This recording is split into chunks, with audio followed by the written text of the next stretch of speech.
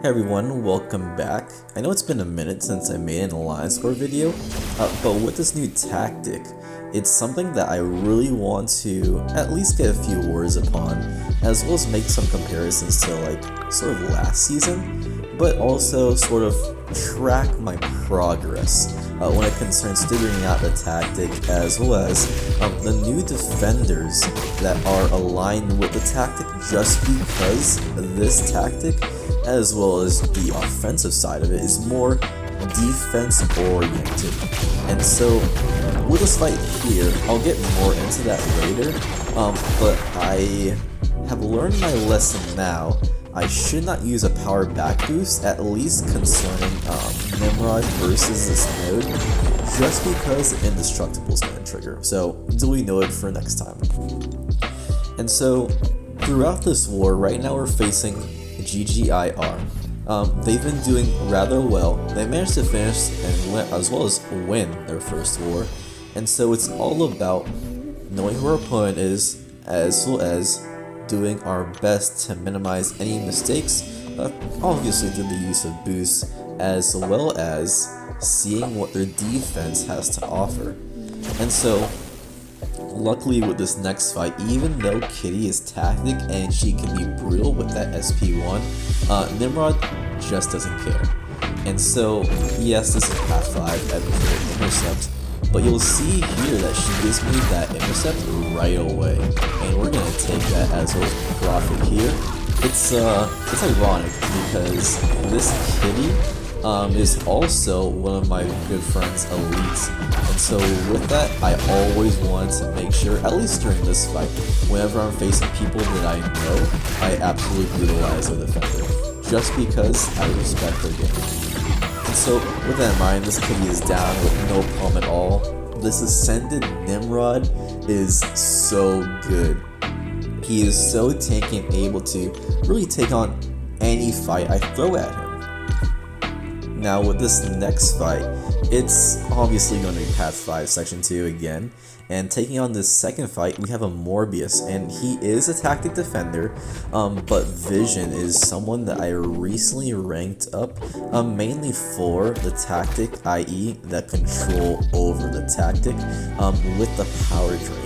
And so with that, I'm really here trying to get rid of Morbius's Psionic Glide, as well as controlling the power that he gets, and then on top of that, I'm able to, at least from the power that he's able to get, minimize that power through the use of Color Tech, as well as Petrified. I have both of those maxed out, mainly for the reason I want to, again, control the fight. And right now it's going rather well, but just in case I mess up, I do have an invulnerability boost, which allows me to, like I said, if I get walk intercepted, or if I get light intercepted, or just make a dumb mistake like I did there, it's able to, again, eat those hits, and on top of that, if I were to mess up again, I'm able to at least use potions there. That way it's not as, I guess you can say, penalizing. And so right there you see that I end up taking some hits to the face, but we managed to get out sort of unscathed, 77% off of the tactic fight where I take a full combo. I take that as a win. And so this next fight is very interesting, because I will be taking, again, a Quicksilver on this Never Back Down Ebb and Flow knockdown node, and it's going to be very interesting. Now, this may be a hot take, but I quite enjoy this tactic, just because it's diametrically opposed, or really contrasts last season, just because it's so defense focused, and I wouldn't be able to have a chance to use Vision on so many fights this season, mostly because the level of utility needed for this season is miles and bounds away from any season we've had, really before Decay, in a very long time. It reminds me of Unstoppable Armor when that used to be a thing, just because of how prevalent the need for control really is, as well as when it comes to utility. And so speaking of which, while this fight is going on, It's pretty much going to be straightforward, as well as just being aware of Quicksilver's evade, as well as being able to control his power. And so I'm using somewhat of a weird mastery setup right now. You see me take a few hits, but it's only 4 whiplashes. So if I'm able to at least get off my parries, as well as use Quicksilver's evade in order to get those parries, it shouldn't be as big of an issue. And then right there, I only take 1 whiplash damage, which is phenomenal. Now, back to my point about this tactic. Just because control champs are able to get around this tactic, and I take another hit, but we're fine, it's okay.